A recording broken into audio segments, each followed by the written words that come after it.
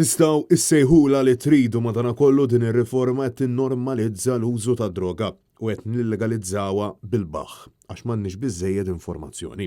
Sostna dan id-dekan fih dan il-Fakultà tal-Benesseri Soċjali fl-Università ta' Malta Andrew Azzopardi fittra indirizzata lil membri parlamentari kif minkejja l-appelli ta' diversi għaqdiet li jaħdmu fis-settur soċjali il-Gvern ta' Roberta Bela baqa' għaddej romblu u approva liġi kontroversjali dwar il-legalizzazzjoni tal-ħaxixa.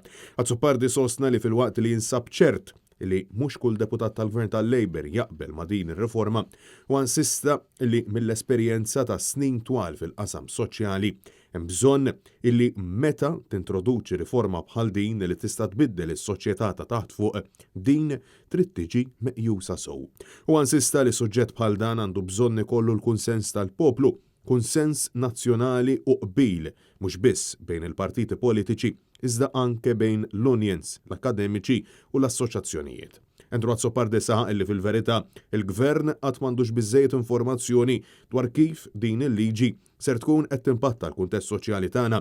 Laqstant sostna li din il-ferneżija li għandhom imexxi biex jirbaħ il-punti politiċi biex jinstema' liberali tirriskja li l-politika tinbidel f'governanza mingħajr viżjoni.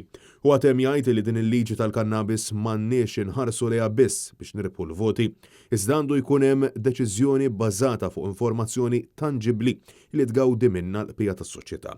Fil-waqt li fost diversi assoċjazzjonijiet oħra li saħħu li ma ġewx ikkonsultati mill-Gvern tal-Labor dwar din id-deċiżjoni kien hemm il-Fondazzjoni Oasi illi qalet illi l-feedback illi kienet batet lill-Gvern ma kienx inkluż bħala parti mir-rapport ta' konsultazzjoni.